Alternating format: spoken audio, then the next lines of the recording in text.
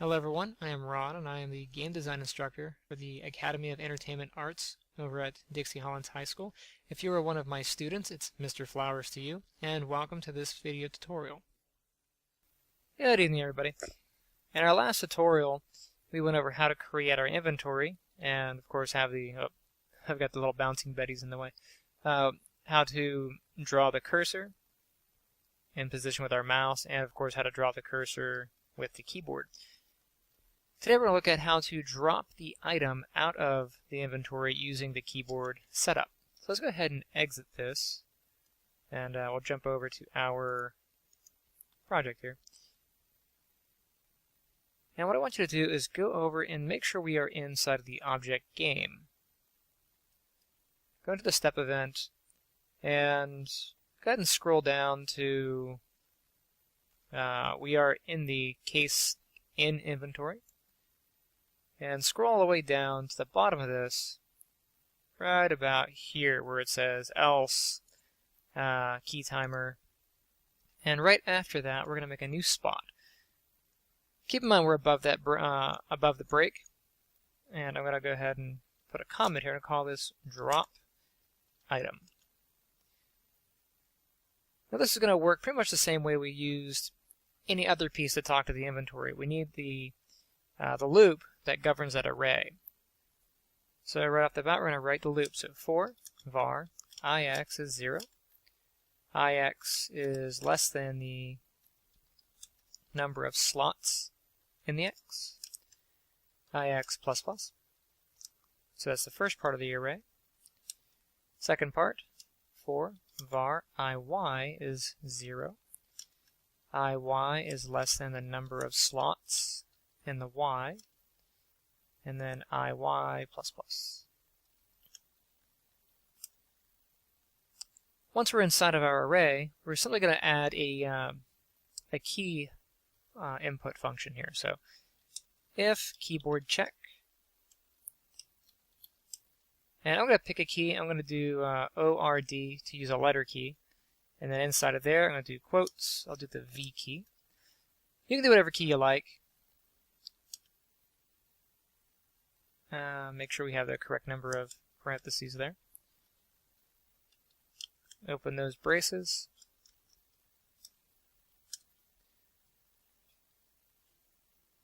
And now we're going to talk to the inventory. We're going to check and see if our cursor is not on an empty space. If that's true, then we're going to end up removing whatever's there.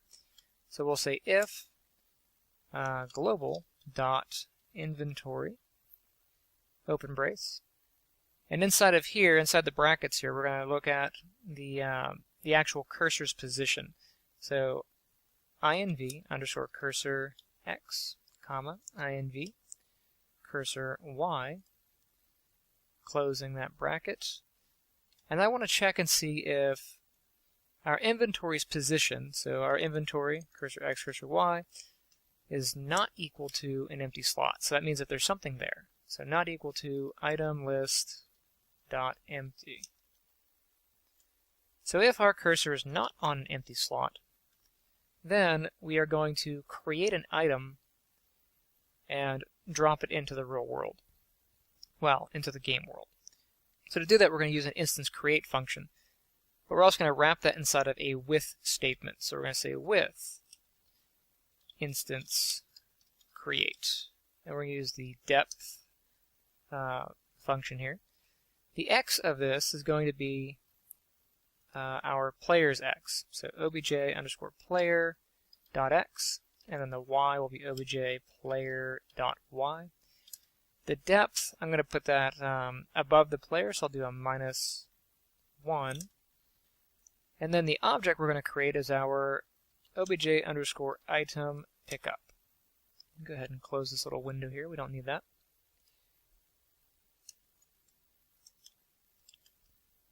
And the way a with statement works is with this function, whatever is in here, it's going to look at this object and talk to its variables. So in this case, we are creating an object, and the moment this object is created, whatever code is inside the with statement will apply to this object. So what we're going to get is whatever item is inside the inventory. So if it's not empty, we're going to find out what item it is. So we'll say image index, and we're going to set that to whatever's in our inventory. So global dot inventory, open bracket, inv cursor x, inv cursor y, closing bracket, and semicolon. So what this will do is this object, whatever sprite it currently has, it's going to go through and get the correct picture of whatever item is in the inventory. Next, we want to clear that inventory space. So global.inventory inventory cursor x, inventory cursor y. Now we're going to set that equal to item list.empty. Simple enough. So once we get the image for our new item that we've made, we're going to go ahead and clear that inventory position by setting it to empty. And if we jump into the game right now, we should be able to do that. Let's open that up. Alright, so if I jump in and I grab an item, if I'm over a slot and I hit the V key, nothing happens. But if I'm over an item and I hit the V key, boop. I see what we did wrong here. Alright, so as I was saying with the in a with statement, it's talking to the variables of the object you're creating. In this case, this image index belongs to this item pickup, so that's fine. This variable is global, so we can talk to the global thing. But these little guys here, this inventory cursor X and cursor Y, these belong to the object game. They don't belong to object item pickup. So inside the with statement, we do have to specify who these belong to. So obj underscore game dot. And that's going to go to item inventory cursor X, and then the inventory cursor Y also gets the object game address, object game. Okay. Now let's try that again.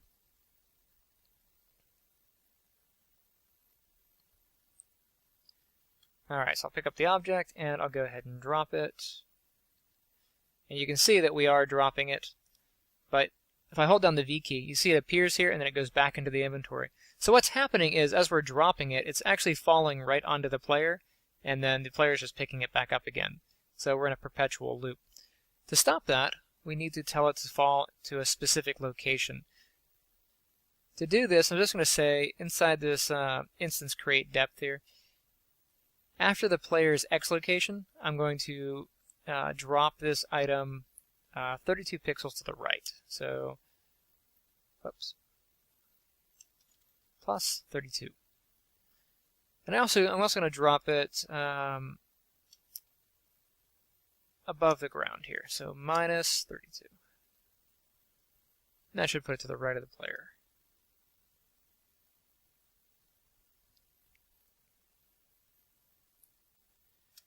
So go ahead and get it, and then as I come in here and I hit the button to drop it, it drops out here.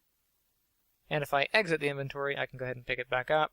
And I can pick up a few items, I can drop them as well. And it doesn't matter which one I drop or what order, it'll always drop the item that I pick. So this item, it dropped that one. There's nothing out here to drop, so nothing happens. If I drop the key or the sword, they both drop. But everything's dropping in the same spot. Depends on your game. Some people don't care if it all drops in one area. I'm a bit more picky than that, so we're going to make it so that when we drop an item, it looks for a new place to fall to. Let's go ahead and close this. And to do that, we're going to check if the position next to our player is free. If it's not, then it'll look for the next position over. To do that, I'm going to go just above this with statement here. And I'm going to do if position empty. And then inside of there, I'm going to look for the position to the right of my player. So right now I'm dropping this to object player X32 and object player Y32. So I can just kind of copy that directly into here.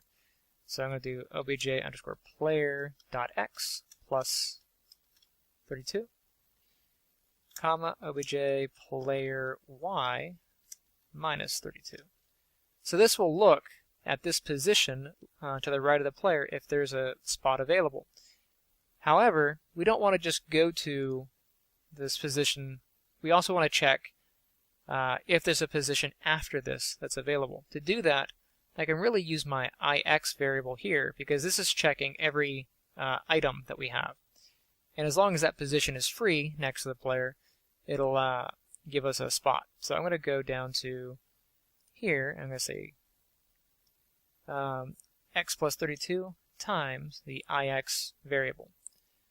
So for every 32 pixels, it's going to check if there's a spot available, and if not, it's going to multiply through to the next position. And I will also do that in this with instance create depth, x plus 32, and that'll be times ix. Let's see if that works. And run it.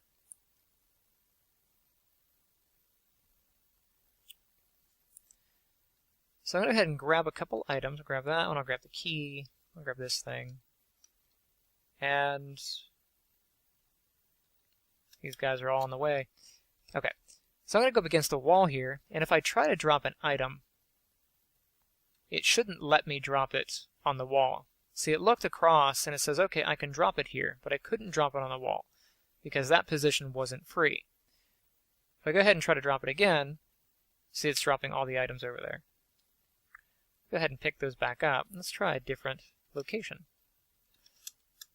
Let's say if I'm up here, there's nothing to my right. If I go to drop it, it drops it to my right. So that seems to be working, but there is still the problem of it stacking the items on top of each other. So what we need to do is check the boundary box of our items to make sure that we have the correct distance across. Go ahead and close this.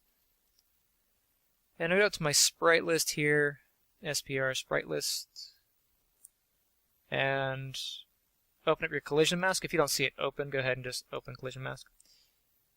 And right now, as it's set to automatic, you can see that there is a pixel to the left and there are 2 pixels to the right of our object. And our object is 32 by 32. But that means that our the boundary box is smaller than the range that we've actually applied to our function. We can adjust that by changing the range. So instead of 32, we could do like 16 or something like that. Or we can just tell this thing to use the entire image for our boundary box. I'm going to go ahead and check full image. So now my entire image is being checked. And when I run this, it should skip every 32 pixels for the next object. I'll go ahead and grab an item, and I'll grab the next one. And I'll go ahead and drop this one. And then drop that one. So as you can see, because the boundary box is the correct size now, it is stepping out. And I can grab as many items as I like, and it'll continue to push them out. There we go. Boop, boop, boop. And it will continue that along the way. Let's go ahead and close this, and we're going to set it up for what happens if, let me go back to the object game here. So what happens if we don't have any space to the right of our player? Well, then we need to drop it to the left of our player. So what we're going to do is inside of our code here where it says if position empty, it's going to drop it to the right. I'm going to put a comment just above that. I'm going to say drop item to the right of player. And close this piece. And then I'm going to wrap this with statement inside of this if. So I'm going to say brace. Go ahead and tab that in. Select all that, tab it in. Closing brace. And I'm going to go ahead and copy this.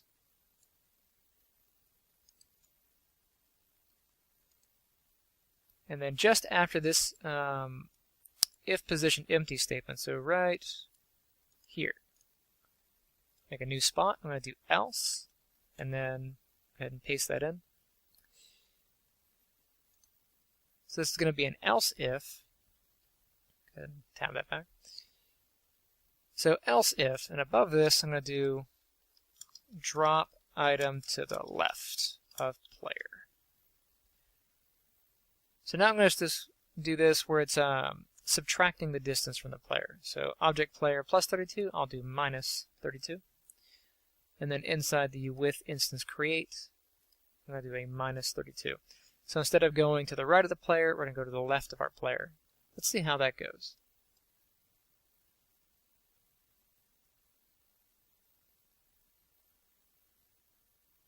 Okay. Grab our item, I'll grab the other one. And if I have this wall here, and I try to drop the item, that works because it's just on the edge of the wall. Go ahead and drop this item, and you can see it won't drop the item on the wall here. It's actually trying to drop the item to the back of the player. So if I hover over this and I just hold the button down, you can see it trying to drop it. But what's happening is that's actually dropping right on the player, and the reason for that is our items here are being drawn from their top corner.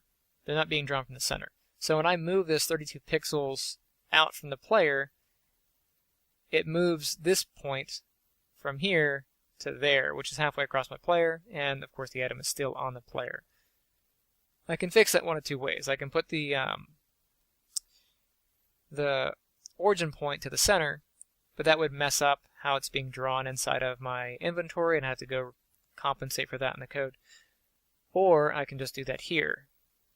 Instead of doing minus 32, I'll do minus 64 on the position to the left there. And that should give me enough left and right of the player to get what I need. Alright, so this one, I'll grab that one, I'll grab this one, and we'll just see how this goes. So if I'm up here, I have available space to my spot here. And if I try, there shouldn't be enough space here, so it should actually go out this way. That works. I'll grab those. If I'm over this way, try to drop this item. Let's see. Oh, it shouldn't do that. That one, it says, okay, well we can't go anywhere in there, so it did drop over here. And this one, it couldn't go here, so it went there. So it's mostly working. This one just kind of went a little bit too far, but I wonder if I can still grab it. Yep, I can still grab it. Let's try if I'm a little bit this close to the wall here. If I'm this close to the wall, it should skip the wall and actually put it over here. So we'll see. Ah, it went there. Let's see where it goes this time. Aha. So in this case, it checked the wall and it said, okay, I can't go here. I'm going to go this way. And then it checked here again, and then it went there. On the third one, it found this wall, and it said, well, I can't go there. Let's check over here, which is where it went over there. So it is working, and that's pretty cool. So that's how you can drop items out of your inventory. In the next video, we're going to go over how to drop items using the mouse, just because it's more fun to have an active inventory where you can kind of reposition items, and then, of course, grab them and drop them out when you don't want them. Alright, so go ahead and save your work, and I will see you in the next video.